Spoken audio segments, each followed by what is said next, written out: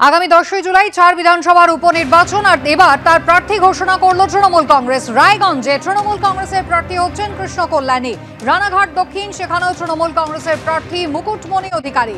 মানিকতলায় তৃণমূল কংগ্রেসের প্রার্থী হচ্ছেন প্রয়াত সাধন পাণ্ডের স্ত্রী সুপ্তি পাণ্ডে। বাগদায় তৃণমূল কংগ্রেসের এবারের প্রার্থী মধুপর্ণা ঠাকুর। 10ই জুলাই এই 4টি কেন্দ্রে উপনির্বাচন আর তার আগে এবার তৃণমূল কংগ্রেস প্রার্থী ঘোষণা করল। রানাঘাট দক্ষিণ যেখানে মুকুটমণি অধিকারী, এবারে নির্বাচনেও তিনি দাঁড়িয়েছিলেন। এর আগে বিধায়ক ছিলেন মুকুটমণি অধিকারী, দল বদলান, এবং কৃষ্ণ কল্যাণী রায়গঞ্জে তারও কিন্তু একই রকম প্রার্থী, একই রাখলো তৃণমূল কংগ্রেস।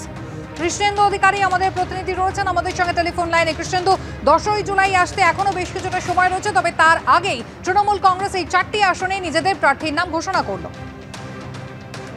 একদমই তাই, এবং সেখানে সবচেয়ে বড় চমক বাগদার প্রার্থী নির্বাচনে। বাগদায় মধুপর্ণা ঠাকুর, মমতা বালা ঠাকুর তৃণমূলের রাজ্যসভার সাংসদ, তার কন্যা মধুপর্ণা ঠাকুর কয়েকদিন আগে যিনি অনশনে বসেছিলেন, এবং সেই মধুপর্ণা ঠাকুর তাকে প্রার্থী করেছে তৃণমূল।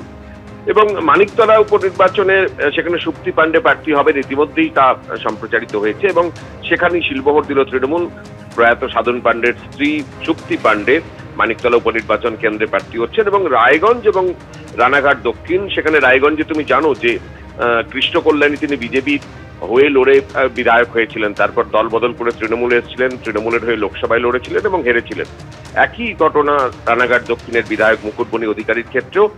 তিনি বিজেপির হয়ে বিধায়ক হয়েছিলেন ভোটে লড়ে, তারপর তৃণমূলে যোগ দিয়েছিলেন, তারপর আবার রানাঘাটে তিনি লোকসভায় তৃণমূলের প্রার্থী হয়েছিলেন কিন্তু হেরেছিলেন।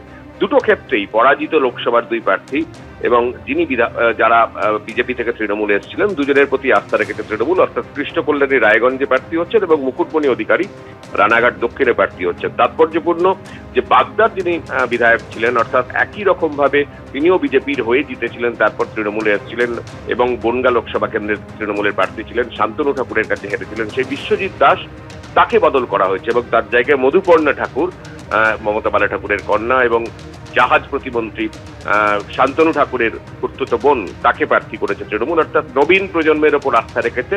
এক্ষেত্রে সবচেয়ে বড় চমক মধুপর্ণা ঠাকুরের, কিন্তু বাকি সমস্ত যে 3টি লোকসভা, এই 3টি বিধানসভা উপনির্বাচন কেন্দ্রে মোটামুটি যা প্রত্যাশিত ছিল তার প্রতি আস্থা তৃণমূলের।